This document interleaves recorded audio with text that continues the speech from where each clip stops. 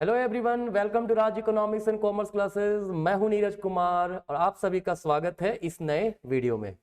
देखिए, जो भी बच्चे सेमेस्टर 3 के हैं, कॉमर्स के हैं और वो रांची यूनिवर्सिटी के या फिर उसके अंदर जितने भी ऑटोनॉमस कॉलेजेस के स्टूडेंट अगर आप हैं, ये वीडियो पूरा लास्ट तक देखिएगा, क्योंकि आज हम डिस्कस करेंगे सेमेस्टर 3 का जो बीकॉम का कॉमर्स का जो आपका सिलेबस है ना, उसको डिस्कस करेंगे। इंपॉर्टेंट बुक्स भी बताएंगे, ठीक है। जैसा कि आपको पता है, सेमेस्टर 3 में जो मेन आपका जो पेपर, वैसे तो 6 पेपर है, बट हम लोग डिस्कस करेंगे सिलेबस जो एमजे का है, मेजर पेपर है, मेजर पेपर 4, मेजर पेपर 5 और एसईसी पेपर 3। इस बार एसईसी पेपर 3 आपका होगा, उसके बारे में डिस्कस करेंगे। जो सेशन 23-27 के बच्चे हैं, है ना, फिलहाल अभी वही पढ़ रहे हैं, उन्हीं के बारे में बता रहे हैं। बाकी ये आपका इसके पीछे वाला भी सिलेबस वही था, आने वाला समय में अभी जब तक सिलेबस चेंज नहीं होता है, सबके सब सेशन के लिए मान्य होगा, ठीक है। जो रांची यूनिवर्सिटी या उसके अंदर ऑटोनॉमस कॉलेज है, जैसे मारवाड़ी कॉलेज हो गया, जेवियर कॉलेज हो गया, ये सभी के लिए हमारा सिलेबस है, ठीक है ना। तो आगे बढ़ूं उसके पहले मैं बता दूं, हम लोग 6 जनवरी से क्लास शुरू कर रहे हैं, ठीक है, आपका क्लियर, जिसमें आपका एमजे पेपर MJ4 जो है वो आपको मैं पढ़ाऊंगा, MJ5 जो है वो आलोक उत्पल सर पढ़ाएंगे आपको, और जो SEC पेपर है वो हम ही पढ़ाएंगे आपको, ठीक है ना। याद रखिएगा, जो भी बच्चे क्लास करते हैं, ऑफलाइन क्लास करते हैं MJ4 और 5 का, उसको SEC का फी नहीं लगेगा, SEC आपका फ्री में पढ़ाया जाएगा, ठीक है ना। अगर आप MJ4 MJ5 पढ़ रहे हैं तो SEC 3 आपको फ्री में पढ़ाया जाएगा, क्लियर है। तो देखिए, आपको करना क्या है, हमारा सेंटर है रांची में, Raj economics and commerce classes के नाम से, opposite Tanishq showroom, women's college arts block के पास हमारा कोचिंग है रांची में, ठीक है। आप ये नंबर पे हमें कॉल कर सकते हैं और जानकारी ले सकते हैं क्लास के बारे में, ठीक है ना। चलिए, तो डिस्कस करते हैं। सबसे पहले हम लोग अपना सिलेबस, है ना, अगर सिलेबस की बात करूं तो आपको सेमेस्टर 3 में टोटल 6 पेपर पढ़ने हैं। SEC 3 है, SEC 3 है, MDC 3 है, MNIB है, MJ4 है, MJ5 है, ठीक है ना। जनरली बच्चे जो हैं, ये ऊपर वाला जो 3 था ना, ये आपका, हाँ, ये जो बच्चे हैं बेसिकली इसको, MDC को और ये माइनर पेपर को, इसको खुद से कर लेते हैं। बच्चों को क्लास का नीड ज्यादातर होता है ये 2 MJ पेपर में और SEC पेपर में, ठीक है। तो हम लोग डिस्कस MJ पेपर का ही करेंगे, क्लियर, वो ज्यादा इंपॉर्टेंट है क्योंकि वो आपका मेन पेपर है, क्लियर है। तो MJ पेपर 4 जो आपका है वो है बिजनेस मैथमेटिक्स का पेपर है। कॉमर्स के बच्चों को सबसे ज्यादा डर लगता है मैथमेटिक्स से, लेकिन हकीकत में डरना नहीं है, सबसे इजी है ये। अगर आप सही से पढ़िएगा, सही गाइडेंस आपको मिल रहा है, तो कहीं पर किसी भी प्रकार की समस्या आपको बिजनेस मैथ में नहीं होंगी, है ना। तो देखिए, इसमें क्या है, आपका टोटल जो है, आपका टोटल 6 यूनिट है मैथ में, ठीक है। फर्स्ट यूनिट में मैट्रिसेस एंड डिटरमिनेंट्स है। जो बच्चे इंटर में साइंस लिए थे उनको तो पता होगा भाई मैट्रिसेस डिटरमिनेंट क्या है, ठीक है। लेकिन जो बच्चे इंटर में कॉमर्स रखे थे और उनका मैथ पेपर नहीं था, उनके लिए नया चीज है ये, ठीक है। मैट्रिसेस में पूरा मैट्रिसेस क्या होता है, ठीक है, इसके डिफरेंट टाइप क्या है, मैट्रिक्स ऑपरेशंस क्या क्या होती हैं, ठीक है। इसमें आपको मैट्रिक्स का इनवर्स निकालना, इक्वेशन को सॉल्व करना थ्रू मैट्रिक्स मेथड, इसके अलावा लियोनटिप इनपुट आउटपुट मॉडल है, इन सबों के बारे में पढ़ना है, ठीक है। इंटरेस्टिंग पेपर है ना। नेक्स्ट आपका यूनिट 2 है परमुटेशन एंड कॉम्बिनेशन, ठीक है। बस फिर से वही बात, जिनका इंटर में मैथ नहीं रहा है उनके लिए नया चीज है ये, ठीक है। फिर है यूनिट 3, ये बेसिक मैथमेटिक्स है ना। जैसे सिंपल इंटरेस्ट क्या है, कंपाउंड इंटरेस्ट क्या है, जो रेट ऑफ इंटरेस्ट नॉमिनल क्या होता है, इफेक्टिव क्या होता है, क्लियर है। फिर डिफरेंट टाइप्स ऑफ रेट्स क्या क्या होते हैं, एन्युइटीज क्या होता है, डिस्काउंट क्या होता है, ट्रेड डिस्काउंट क्या होता है, इन सब के बारे में बेसिक मैथमेटिक्स में आपको जानकारी लेना है, ठीक है ना। फिर आपके पास एक रीजनिंग का टॉपिक है, मैथमेटिकल रीजनिंग जो होता है ना, वो जैसे नंबर सीरीज से रिलेटेड रीजनिंग, लेटर सीरीज से रिलेटेड, कोडिंग डिकोडिंग, रिलेशनशिप, है ना। फिर मैथमेटिकल एप्टीट्यूड लाइक फ्रैक्शंस क्या होता है, टाइम एंड डिस्टेंस को कैसे सॉल्व करते हैं, ratio, proportion, percentage, profit and loss and average, ठीक है। तो ये बेसिकली बच्चे पहले पढ़े हुए रहते हैं मैक्सिमम टॉपिक, लेकिन जो आपका यूनिट 1 था 2 था वो पढ़े हुए नहीं है, जो मैथ जिनका नहीं रहता है, तो ठीक है। फिर यूनिट 5 है, ये भी नॉन मैथमेटिक्स वाले बच्चों के लिए एकदम नया है, डिफरेंशिएशन और इंटीग्रेशन। बच्चों को सबसे अधिक डर इसी से लगता है ना, डरना नहीं है, सिंपल है। डिफरेंशिएशन और इंटीग्रेशन क्या होता है, उसके एप्लीकेशंस क्या क्या है ना, उन सब के बारे में पढ़ना है। सेम उसी प्रकार से इंटीग्रेशन क्या होता है और उसका एप्लीकेशन बिजनेस एंड कॉमर्स में क्या है, क्लियर है। फिर है आपका लीनियर प्रोग्रामिंग प्रॉब्लम्स, कि लीनियर प्रोग्रामिंग क्या होता है, किसी भी जो हमारा प्रॉब्लम्स रहता है उसको लीनियर प्रोग्रामिंग के द्वारा सॉल्व कैसे करते हैं, ठीक है ना। तो ये आपका मैथ का पोर्शन था, ठीक है, कोई दिक्कत नहीं है। हाँ ध्यान रखिएगा, मैं फिर से कह रहा हूं 6 जनवरी से हमारे सेंटर पे ऑफलाइन क्लासेस शुरू हो रही है। यह आपका सेमेस्टर 3 कॉमर्स का है ना। अभी क्या हो रहा है ना, मारवाड़ी कॉलेज एग्जाम ले लिया है ना, रांची यूनिवर्सिटी एग्जाम नहीं लिया है, लेकिन रांची यूनिवर्सिटी अगर लेट भी करता है तब भी आप अभी से पढ़ाई कर सकते हैं ताकि सही टाइम पे आपका हो जाए, क्योंकि रांची यूनिवर्सिटी बाद में करता क्या है, सेशन मैच करने के लिए जल्दी जल्दी से है ना अपना सिलेबस जो है वो कवर करने लगता है, ठीक है। आइए तो हम लोग देखते हैं MJ5 का सिलेबस क्या है, ठीक है। MJ5 में हम लोग का है इनकम टैक्स एंड प्रैक्टिसेस, ठीक है। इनकम टैक्स एंड प्रैक्टिसेस आप लोग देखे होंगे कि ये जो सब्जेक्ट हम लोग ना कभी 11th 12th, इसके पहले जो भी आप कॉमर्स से रिलेटेड पढ़े होंगे 11th 12th चाहे सेमेस्टर, इससे रिलेटेड आपको कहीं भी नहीं दिखा होगा ये सब्जेक्ट के बारे में।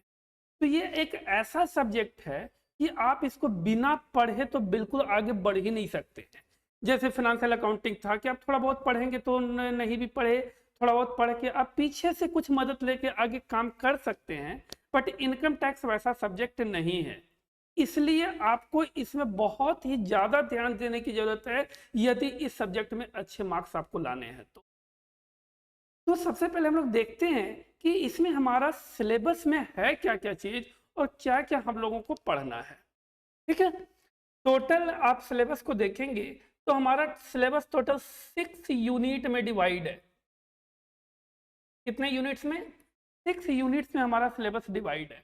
एक एक यूनिट में क्या पढ़ना है ध्यान से देखेंगे, आप लोगों को भी बहुत मजा आएगा, क्योंकि ये बहुत ही इंटरेस्टिंग सब्जेक्ट है, हम लोगों के प्रैक्टिकल लाइफ से जुड़ा हुआ सब्जेक्ट है। तो इसलिए आप इसको पढ़ेंगे तो समझ में आएगा, तो ज्यादा मजा भी आएगा पढ़ने में, इसलिए इसको पढ़ना बहुत जरूरी है। चलिए एक एक यूनिट हम लोग देखते हैं। फर्स्ट यूनिट की बात करते हैं। यूनिट 1 में हमारा बेसिक कॉन्सेप्ट, ठीक है। बेसिक कॉन्सेप्ट में क्या है, तो इनकम टैक्स के बारे में पढ़ रहा है। इनकम टैक्स से पहले टैक्स क्या है, टैक्स के टाइप कौन कौन से हैं, डायरेक्ट टैक्स, इनडायरेक्ट टैक्स, फिर उसमें इनकम टैक्स है, रेसिडेंशियल स्टेटस है, टोटल इनकम है, हेड्स ऑफ इनकम, कितने हेड्स ऑफ इनकम, तो टोटल 5 हेड्स ऑफ इनकम होते हैं टैक्स में। वो सारे 5 हेड्स को अलग अलग हम लोग को चैप्टर में पढ़ना है, जैसे कि income from salary, income from house property, profit and gain from business and profession, capital gains and income from other sources. ये टोटल 5 हेड्स को हम लोग को अलग अलग चैप्टर वाइज पढ़ना है, बट यहाँ पे उसको थोड़ा बहुत इंट्रोडक्शन का पार्ट यहाँ पे हेड्स ऑफ इनकम हम लोग करना है। फिर टोटल इनकम में विच income which do not form a part of total income, agriculture income and it's tax liability, ठीक है, या टैक्सेबिलिटी बोलते हैं। तो एग्रीकल्चर इनकम के बारे में पढ़ना है कि कौन सा एग्रीकल्चर इनकम टैक्सेबल होता है कि नहीं होता है, कितना टैक्सेबल होगा। तो कुछ बहुत सारी ऐसे चीजें हैं जो कि आप लोग सोचते होंगे, बट यहाँ पे आपको देखने को मिलेगा, समझ में आएगा कि कौन कौन से इनकम का टैक्स हमारा लगता है, ठीक है। तो यूनिट 1 में जनरली हम लोग को इंट्रोडक्शन पढ़ना है, बेसिक कॉन्सेप्ट पढ़ना है टैक्स का। यूनिट 2 की बात करेंगे तो यूनिट 2 में हम लोग को पढ़ना है income from salary and house property, ठीक है। देखिए इसमें 2 हम लोग का हेड्स ऑफ इनकम है, इंक्लूड है, एक तो इनकम फ्रॉम सैलरी हो गया और दूसरा इनकम फ्रॉम हाउस प्रॉपर्टी हो गया। इनकम फ्रॉम सैलरी में क्या है, तो meaning of salary, basis of charge, condition of chargeability, allowances, perquisite, deduction, exemption, computation of taxable income from salary.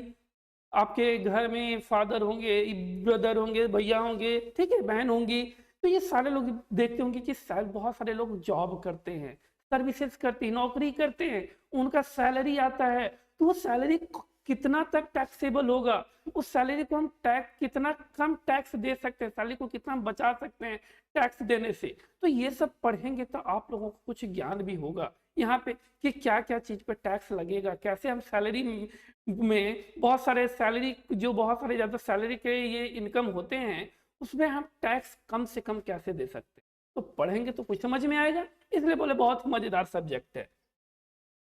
फिर है income from house property. House property में क्या, basis of charge, determination of annual value, deduction, exemption, computer taxable income of house property.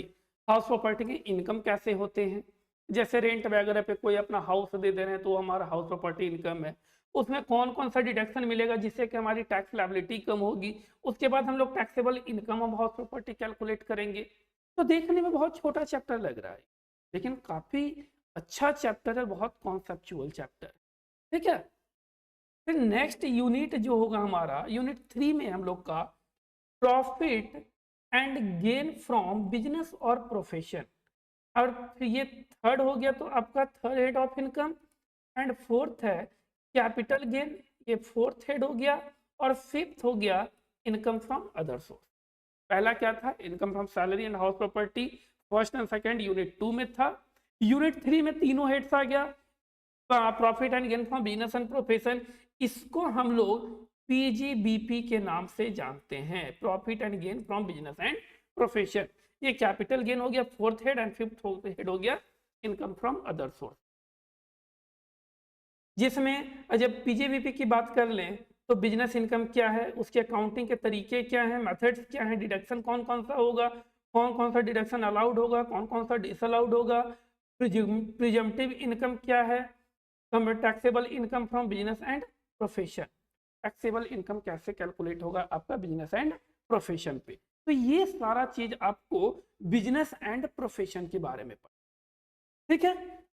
फिर आते हैं capital gain. तो capital gain में आपको देखना पड़ेगा कि मीनिंग ऑफ कैपिटल एसेट्स क्या क्या है, कौन कौन से चार्जेज है, बेसिस ऑफ चार्जेज, किस बेसिस पे आपको टैक्स लगाया जाएगा, एग्जेम्पशंस मतलब कौन से आपके कैपिटल गेन पे आपको टैक्स से छूट मिलेगी, meaning of transfer of computation of taxable and computation of taxable capital gain, and capital gain पे आप कितना टैक्स पे करने वाले हैं, कितना जो इनकम होगा जिस पे आपको टैक्स लगने वाले हैं वो कैलकुलेट होगा हमारा computation of taxable capital gain में, क्लियर।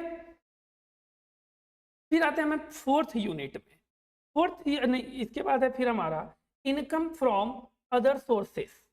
अदर सोर्सेस अब देखिए सैलरीड इनकम हो गया, यदि हम नौकरी करते हैं जहाँ पे एम्प्लॉय एम्प्लॉय का रिलेशनशिप हुआ तो वहां से हमारी जो इनकम होगी इनकम फ्रॉम सैलरी कहलाएगी। कोई हाउस वगैरह रेंट पे दे दियो, रेंटल इनकम हमारा इनकम फ्रॉम हाउस प्रॉपर्टी हो गया। कोई बिजनेस या कोई प्रोफेशन से इनकम कमा रहे हमारा income from business and profession हो गया। कोई एसेट्स वगैरह कोई कैपिटल एसेट्स बेच रहे हैं जैसे लैंड हो गया, बिल्डिंग हो गया, आपका ज्वेलरी वगैरह हो गया, ये सारी चीज बेचते हैं तो इससे जो आपका इनकम होगा वो आपका कैपिटल गेन होगा। इसके अलावा कितने सारे भी इनकम होंगे कहाँ आते हैं हमारे इनकम फ्रॉम अदर सोर्सेस में, जैसे कि dividend, interest on securities, winning from lotteries, crossword puzzle, horse races, card game etc, ये सारे के सारे अदर सोर्सेस के, और भी बहुत सारे जब चैप्टर में पढ़ेंगे तो समझ में आएगा। जैसा कि डिविडेंड कहीं इन्वेस्ट करते हैं डिविडेंड मिलता है हमको, कोई सिक्योरिटीज में इन्वेस्ट करेंगे इंटरेस्ट मिलेगा, कोई लॉटरी वगैरह जीत जाते हैं जैसे कि बीसी वगैरह हो गया, क्रॉसवर्ड पजल्ड गेम होते हैं, कार्ड गेम होते हैं, हॉर्स रेस जो होते हैं, ये सारे इनकम हमारे इनकम फ्रॉम अदर सोर्सेस में आते हैं। इसके अलावा आप बैंक में जो डिपॉजिट करते हैं उसमें मिलने वाले इंटरेस्ट आपका इनकम फ्रॉम अदर सोर्सेस में है, ठीक है। तो ये सारे के सारे इनकम फ्रॉम, और इसका कैसे कैलकुलेशन होगा, कितना इनकम पे टैक्स लगेगा, ये हमको पढ़ना है इनकम फ्रॉम अदर सोर्सेस में। इसमें कौन कौन सा डिडक्शन परमिशेबल होगा, कौन सा इम्परमिशेबल होगा, तो ये सब इनकम फ्रॉम अदर सोर्सेस में पढ़ना है, क्लियर। फिर आते हैं जो आपका फोर्थ यूनिट है computation of total income and tax liability of individual and HUF, taxable income. अब देखिए क्या क्या पढ़ा आपने, income from salary, income from house property, PGBP profit and gain from business and profession, फिर आपने पढ़ा कैपिटल गेन एंड पढ़ा अदर सोर्सेस। इससे जो भी इनकम हमारा होगा ये हमारा होता है ग्रॉस टोटल इनकम, और इसमें कुछ डिडक्शंस होते हैं हमारे, उस डिडक्शन को लेस कर देंगे तो ये हमारा टैक्सेबल इनकम कैलकुलेट होता है। तो ये कैसे पूरा कैलकुलेट होगा इसके बारे में पढ़ना है। अब जो इनकम आया इस पे हमारे टैक्स हमको कितना पे करना पड़ेगा, दैट इज टैक्स लायबिलिटी। कितना टैक्स पे करेंगे? तो आप लोगों ने स्लैब देखा होगा, हर एक साल स्लैब चेंज होते हैं। हमारा जो बजट आता है 1 फरवरी को, जो यूनियन बजट आता है उसमें हर एक बार बताया जाता है कि कितने जो स्लैब होते हैं इनकम टैक्स के, मतलब कितना से कितना इनकम तक कितना परसेंटेज ये आपका टैक्स लगने वाले हैं उसके बारे में बताया जाता है। तो ये जो इनकम आपका कैलकुलेट होगा टोटल टैक्सेबल इनकम, उस पे आपकी टैक्स लायबिलिटी बताई जाएगी, कितना आपको टैक्स पे करना है, चाहे वो इंडिविजुअल हो, एचयूएफ हो। ये क्या क्या है इंडिविजुअल एचयूएफ हम लोग डिटेल में पढ़ेंगे जब डिस्कस करेंगे इसके ऊपर। तो फिर income from other including total income, aggregation of income, set of and carries forward of losses, क्या क्या चीज बहुत। फिर है deduction from gross total income, यही बताया था जो deduction of gross total income, rebates and relief, ठीक है, computation of total tax liability, यही बात कर रहे थे जो टैक्सेबल इनकम आया इस पे कितने टैक्स लायबिलिटी होगी, कितना टैक्स पे करना पड़ेगा, ठीक है। Set of and carries forward of losses, losses को हम कैसे सेटअप करते हैं, कैसे कैसे कैरी फॉरवर्ड करते हैं। तो ये सारा चैप्टर हमारा अलग अलग चैप्टर है, ठीक है। तो इतना सारा चीज आपका यूनिट 4 तक आया। एंड लास्ट यूनिट जो हमारा unit 5, preparation of return of income, मतलब आप इनकम टैक्स रिटर्न फाइल करते हैं, टीडीएस रिटर्न फाइल करते हैं, टीसीएस करते हैं, ई फाइलिंग करते हैं इनकम टैक्स का। तो कैसे किया जाएगा, कौन कौन सा फॉर्म अब आपको अप्लाई करना है, कौन कौन से लोग किस फॉर्म के लिए एलिजिबल होंगे, तो इसके बारे में बात है preparation of income return of income में, ठीक है। तो ये सारी चीजें टोटल 5 यूनिट, मैंने 6 यूनिट बता दिया था, सॉरी, टोटल 5 यूनिट है जो हमारा इनकम टैक्स के बारे में पढ़ना है। थोड़ा सा इसको करेक्ट कीजिएगा, यहाँ पे हमारा 5 यूनिट है टोटल सिलेबस का, ठीक है। तो इतने सारे चीज, और ये कोई छोटा मोटा सिलेबस नहीं है, देखने से लग रहा है बहुत 5 यूनिट में, लेकिन जब इसको पढ़ने बैठिएगा बहुत डिटेल में तो आपको पूरा सेमेस्टर कम पड़ जाएगा पढ़ने के। तो इसलिए इसको बहुत डिटेल से पढ़ना है, बहुत अच्छे से पढ़ना है। इसको आप सोचेंगे कि बिना पढ़े लिखे हम थ्योरी लेके पास कर जाएंगे, तो ये पॉसिबल नहीं है। इसमें थ्योरी भी लिखने के लिए इसमें आपको आना चाहिए, ठीक है। तो इस सब्जेक्ट के लिए आपको मेहनत करनी पड़ेगी, चाहे आप जैसे पढ़ें, जिस माध्यम से पढ़ें, लेकिन आपको इसके लिए मेहनत करनी पड़ेगी, ठीक। हाँ, तो अब हमारे पास है SEC 3। क्या है? SEC 3 है ना। SEC 3 जो है वो कंप्यूटर एंड एप्लीकेशन से, कंप्यूटर से रिलेटेड आपका पूरा पेपर है, जिसमें आपको बेसिक कंसेप्ट्स ऑफ कंप्यूटर पढ़ने हैं, टाइप्स ऑफ कंप्यूटर क्या क्या होता है, उसके डिफरेंट जनरेशन क्या होते हैं, ठीक है। सेंट्रल प्रोसेसिंग यूनिट मतलब CPU क्या होता है, इसके अलावा हार्डवेयर, डिफरेंट टाइप का हार्डवेयर जो होते हैं, चाहे इनपुट डिवाइस हो, आउटपुट डिवाइस हो, मेमोरीज हो, इन सब के बारे में पढ़ना है। फिर ऑपरेटिंग सिस्टम जो होता है, जैसे आपने विंडोज देखा होगा, है ना, ये सब ऑपरेटिंग सिस्टम्स के बारे में डिटेल में जानना है। फिर कंसेप्ट ऑफ सॉफ्टवेयर, सॉफ्टवेयर क्या होता है ना, ऑपरेटिंग मतलब सिस्टम सॉफ्टवेयर क्या है, एप्लीकेशन सॉफ्टवेयर क्या है, इन सब के बारे में जानना है। फिर इंटरनेट एंड इट्स यूजेस के बारे में जानना है कि इंटरनेट क्या क्या क्या होता है भाई, डिफरेंट लैन वैन मैन, ये सब नेटवर्क जो है, ठीक है, वो सब क्या होते हैं, क्लियर। ये सब चीजें आपको यूनिट ए में पढ़ना है, ठीक है। अब यूनिट बी जो हमारा है वो है माइक्रोसॉफ्ट ऑफिस से रिलेटेड। माइक्रोसॉफ्ट ऑफिस आपने हर कोई अगर कंप्यूटर कभी चलाए होंगे आपने ये यूज किया होगा, जैसे MS वर्ड जिसको माइक्रोसॉफ्ट वर्ड बोलते हैं, माइक्रोसॉफ्ट एक्सेल, फिर Microsoft power point, digital education, है ना। तो माइक्रोसॉफ्ट पावर मतलब जो माइक्रोसॉफ्ट वर्ड है उसका क्या मतलब होता है, उसमें क्या डिफरेंट डिफरेंट फीचर्स हैं, और हर एक चीज का क्या उसमें फंक्शंस होता है, शॉर्टकट कीज क्या होते हैं, वो सब जानना है। उसी तरह MS एक्सेल जिसको स्प्रेडशीट भी बोलते हैं, वो क्या होता है, इसमें डिफरेंट फॉर्मूलाज कैसे यूज करते हैं, डिफरेंट टेबल कैसे हम लोग बनाते हैं, ठीक है, वो सबको जानना है। फिर पावर पॉइंट में इसको प्रेजेंटेशन भी बोलते हैं, ठीक है, वो क्या होता है, उसमें एनिमेशन वगैरह कैसे करते हैं, ये सब चीजें आपको जानना है। फिर डिजिटल एजुकेशन, आज के समय में आपको पता है, जैसे हम भी आपके साथ कनेक्ट हुए, ये डिजिटली आपसे कनेक्ट हो रहे हैं, ठीक है। तो डिजिटल एजुकेशन क्या है, इसके क्या एडवांटेजेस हैं, ई लर्निंग का कंसेप्ट क्या है, टेक्नोलॉजीज क्या यूज होते हैं ई लर्निंग में, है ना, ये सब चीजें आपका है, ठीक है ना। तो ये था आपका सेमेस्टर 3 का सिलेबस, जिससे मैंने डिस्कस किया MJ4, MJ5 और SCC 3 का, ठीक है। तो चलिए, आपको किसी भी प्रकार का इंफॉर्मेशन चाहिए तो नंबर स्क्रीन पे दिया हुआ है, उस नंबर पे कॉल कीजिए। अगर ऑफलाइन क्लास करना है तो हमारे नंबर पे कॉल करके आप 6 जनवरी से क्लासेस ज्वाइन कर सकते हैं, ठीक है। चलिए, धन्यवाद, मिलेंगे नेक्स्ट क्लास में, तब तक के लिए आप सभी को धन्यवाद।